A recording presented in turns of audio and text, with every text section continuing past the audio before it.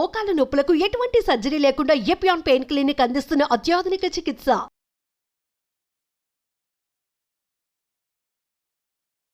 నమస్తే, welcome to Suman TV. Weight loss విషయంలోనే మనం పాటిస్తున్నటువంటి డైట్స్ ఎంతవరకు కరెక్ట్, ఈ డైట్ విషయంలోనే మనకున్నటువంటి మిత్స్ అండ్ ఫ్యాక్ట్స్ ఇవన్నీ కూడా ఇవాళ వీడియోలో మనం డిస్కస్ చేసేద్దాం. సో మనతో పాటు ఉన్నారు డైటీషియన్ జ్యోతిర్మయ్య గారు. హలో అండి. హలో. యా మ్యామ్, ఇప్పుడు మనం వెయిట్ లాస్ కోసం చాలా రకాల డైట్స్ అయితే మనం ఫాలో చేస్తున్నాం. అయితే పూర్తిగా తినడం మానేస్తే మనం ఫ్యాట్ లాస్ అనేది జరుగుతుందా, లేకపోతే బాడీకి ఏమైనా హాని అవుతుందా? సో వెరీ ఇంట్రెస్టింగ్ క్వశ్చన్ అండి. సో జనరలీ ఏమవుతుందంటే చాలా మంది మైండ్ లో ఇదే ఉంటుంది, బరువు తగ్గాలి అంటే టోటల్ నేను తినడం ఆపేయాలి, లేదంటే నేను తీసుకునే పోర్షన్ లో ఆల్మోస్ట్ ఆల్ హాఫ్ చేసేయాలి, ఇంకా తక్కువ తీసుకోవాలి. బట్ బేసికలీ అది కరెక్ట్ కాదు. బికాస్ మీరు బరువు తగ్గాలి అంటే జనరలీ మనం బాడీ కాంపోజిషన్ అనాలిసిస్ చేసినప్పుడు మనకు ఒక బిఎంఆర్ వస్తుంది, బేసిల్ మెటబాలిక్ రేట్ అంటారు. అంటే మన బాడీకి ఎంత క్యాలరీస్ కావాలనేది చెప్తుంది. దాన్ని బేస్ చేసుకొని మన ఫిజికల్ యాక్టివిటీ ఎలా ఉంది, అంటే మనకి ఎలాంటి job, like example sedentary job అయితే కూర్చొని ఉండడం, ఒకటి దగ్గర పని చేయడం, లేకపోతే మోడరేట్ యాక్టివ్ గా ఉన్నారా, లేదంటే ఎక్సెస్ యాక్టివ్ గా ఉన్నారా, ఇలాంటివన్నీ బేస్ చేసుకొని బిఎంఆర్ వస్తుంది. ఆ బిఎంఆర్ లో మీరు బాడీకి ఇవ్వాల్సిన క్యాలరీస్ లో మేబీ కొంచెం తక్కువ, ఒక 200-300 క్యాలరీస్ తగ్గించి ఒక వెల్ బ్యాలెన్స్ డైట్ తీసుకుంటే దట్ ఈస్ బెనిఫిట్. లేదు మీరు అలా కాకుండా నేను ఓన్లీ 500 కిలో క్యాలరీస్ తీసుకుంటాను, లేకపోతే నేను 0 క్యాలరీ డైట్ చేస్తాను, అసలు ఓన్లీ వాటర్ తాగే ఉంటాను అంటే దట్ ఈస్ అన్హెల్దీ అండి. ఎందుకంటే గోయింగ్ ఫార్వర్డ్ ఇంకా ఎక్కువ ప్రాబ్లమ్స్ వస్తాయి. జనరలీ మీరు తీసుకునేదే హెల్దీగా తీసుకుంటే చాలా మట్టికి బరువు తగ్గుతారు. దాంట్లోనే మీరు చాలా చేంజెస్ చేసి, like you know proteins, vitamins, minerals, carbohydrates లో కొన్ని చేంజెస్ చేసుకుంటే ఈజీగా బరువు తగ్గుతారు. అదే కాకుండా మీరు క్యాలరీస్ ని టోటలీ తగ్గించేసి నేను అసలు తినను, నేను వెరీ ఓన్లీ గ్రీన్ టీ తాగిన వాళ్ళు కూడా ఉన్నారు చాలా మంది. నేను ఒక డే అంతా గ్రీన్ టీ తాగుతాను. Fasting once upon a time it's good, అంటే ఎప్పుడన్నా ఒకసారి it's okay, but regular fasting is unhealthy. Definitely ప్రతి ఒక్క ఆర్గన్ డ్యామేజ్ అవ్వడం జరుగుతుంది. అయితే ఇప్పుడు మనం చూస్తున్నటువంటి డైట్స్, ఇంటర్మీడియట్ ఫాస్టింగ్ కానివ్వండి, కీటో కానివ్వండి, జిఎం డైట్స్, ఇట్లా చాలా ఉన్నాయి కదా. సో ఈ డైట్స్ అన్ని ప్రతి ఒక్కరికి సెట్ అవుతాయా, లేకపోతే ఎవరి బాడీ తత్వాన్ని బట్టి వాళ్ళకి డైట్ అనేది సజెస్ట్ చేయాల్సిన అవసరం ఉంటుందా? అండ్ ఆ డైట్స్ కూడా ఒక్కొక్కరు ఒక్కో రకంగా పాటిస్తున్నారు. నిజానికి ఎలా పాటించాలి ఏంటి అనే విషయం కూడా చాలా మందికి ఐడియా లేకుండా పాటిస్తున్నారు. కరెక్టే అండి. బికాజ్ మనకి డైట్స్ చూసుకున్నట్టు అయితే ఇంటర్నెట్ ఓపెన్ చేయగానే there are different kinds of diets. Intermediate diet, intermediate fasting మనం తీసుకున్నాం అనుకోండి, ఇంటర్మీడియట్ ఫాస్టింగ్ చాలా మందికి బాగా సెట్ అవుతుంది, రిజల్ట్స్ బాగా వస్తాయి, షుగర్ లెవెల్స్ బాగా కంట్రోల్ అవుతాయి, కార్డియోవాస్కులర్ డిసీజెస్ కూడా కంట్రోల్ అవుతాయి చాలా మందికి. అంటే వాళ్ళు తీసుకునే బ్యాలెన్స్ డైట్ ఒకవేళ వాళ్ళు ఇంటర్మీడియట్ ఫాస్టింగ్ లో తీసుకుంటే హెల్ప్ అవుతుంది. బట్ ఈ ఇంటర్మీడియట్ ఫాస్టింగ్ కూడా ప్రతి ఒక్కరికి సెట్ అవ్వాలని ఏం లేదు. ఎగ్జాంపుల్, ఒక క్లయింట్ వచ్చారు, తను తొందరగా బరువు తగ్గాలి, ఫస్ట్ ఆప్షన్ అనేది ఇంటర్మీడియట్ ఫాస్టింగ్ అడుగుతాం. బికాజ్ వాళ్ళకి ఓవరాల్ గా బరువు తగ్గాలి అంటే ఇంటర్మీడియట్ ఫాస్టింగ్ చెప్తాం. సో ఇంటర్మీడియట్ ఫాస్టింగ్ లో వాళ్ళు బరువు తగ్గుతున్నారు, వాళ్ళకి సెట్ అవుతుందంటే వీ విల్ గో ఫార్వర్డ్. ఒకవేళ 2 to 3 days లో వాళ్ళకి బాగాలేదు, కొంచెం కంప్లైంట్స్ వస్తున్నాయి అంటే definitely we will change that. ఎవరైనా ఏ పేషెంట్ అయినా దగ్గరకు వచ్చినా కానీ first we will analyse them. ఒక వెల్ బ్యాలెన్స్ డైట్ చెప్తాము, వాళ్ళ డైట్ లో కొన్ని చేంజెస్ చేస్తే ఈజీగా బరువు తగ్గుతారు. లేదంటే ఇంటర్మీడియట్ ఫాస్టింగ్ వాళ్ళకి ఏది సెట్ అవుతుందో దాన్ని బేస్ చేసుకొని చేస్తాం తప్పితే generally it is not advisable ప్రతి ఒక్కరు జిఎం డైట్స్ కానీ. జిఎం డైట్స్ అనేది ఏంటి, అగైన్ ఇట్స్ వన్ డే మీరు ఫ్రూట్స్ చేయాలి, వన్ డే వెజిటేబుల్స్ తీసుకోవాలి, సంథింగ్ లైక్ దాట్. సో ఇలాంటి types of diet, GM diet తీసుకోవచ్చు, ఇంటర్మీడియట్ ఫాస్టింగ్ తీసుకోవచ్చు, కీటో డైట్ తీసుకోవచ్చు.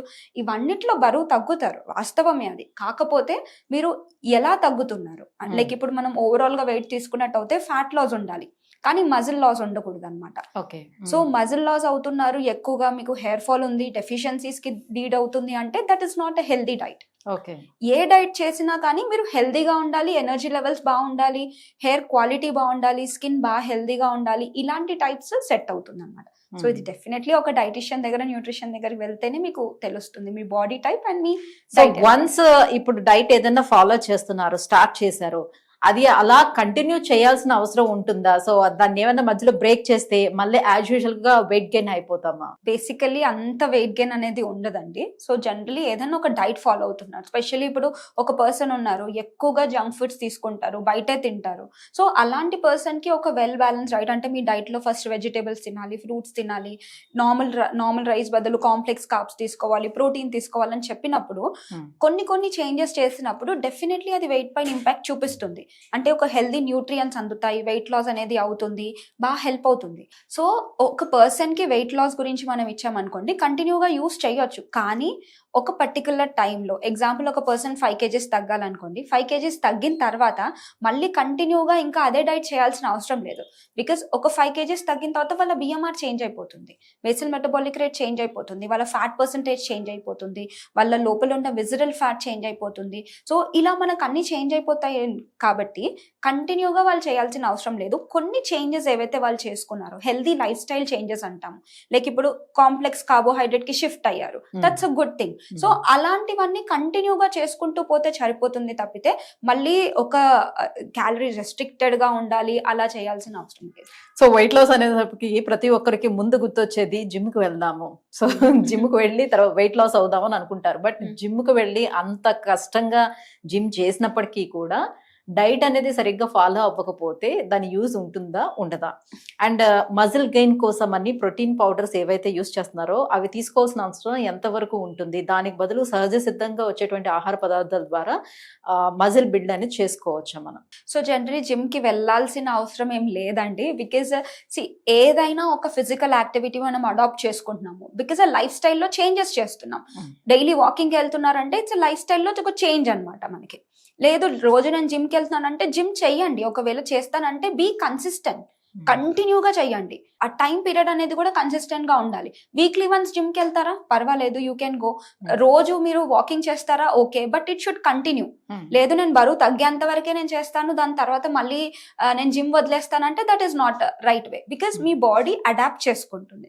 ఇప్పుడు మీరు జిమ్కి వెళ్ళారనుకోండి, అంటే ఎలాంటి యాక్టివిటీస్ ఏమి చేయకుండా, జిమ్ లాంటివి చేయకుండా, ఎక్సర్సైజెస్ చేయకుండా ఓన్లీ డైట్ ఒకటే ఫాలో చేస్తే ఓకేనా? అలా కూడా తగ్గడానికి ఛాన్స్ ఉంటుందా? Mostly we say that 70% diet వల్లనే బరువు తగ్గుతారు, మిగతా % ఎక్సర్సైజ్.